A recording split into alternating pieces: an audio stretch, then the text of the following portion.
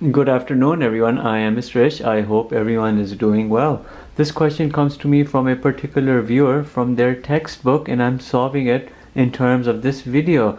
We have this question, we have to find the derivative in respect to the h variable with regards to the f and the g derivatives coming out of this expression h of x. It's a composite function. H of x is equal to f of g of sine of 4x. What would be the derivative of h of x with regards to the variables that you see? And everything here is chain rule of derivatives. You can start very quickly and easily in the following way. Recognize you have a bunch of composite functions over here. You can even separate 4x further out. F of g of sine 4x. We can say over here, if u were to be equal to g of sine 4x, then we can say additionally, if v were equal to sine 4x, we can even say additionally, if w were equal to 4x, we can bring everything here with regards to a chain rule easily. And this is how you would do it. Derivative with respect to the u variable, you would have f of u, because f and then the u coming all of here. Then you can say the derivative of the u with respect to the v variable, I would have g of v.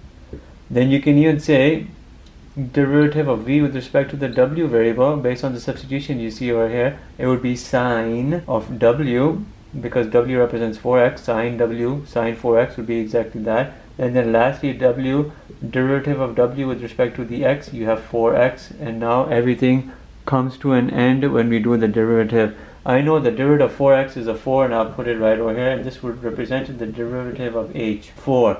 The derivative of sine w would be a cosine w, and you can resubstitute the w, it would be a 4x times. Then you know the derivative of the g variable, you can represent that as a prime, g prime, and then resubstitute the v is sine 4x, we'll bring that in. And then lastly, we have coming from right here the f variable derivative, f prime, and then the u substitution, which you see right over here, g sine 4x.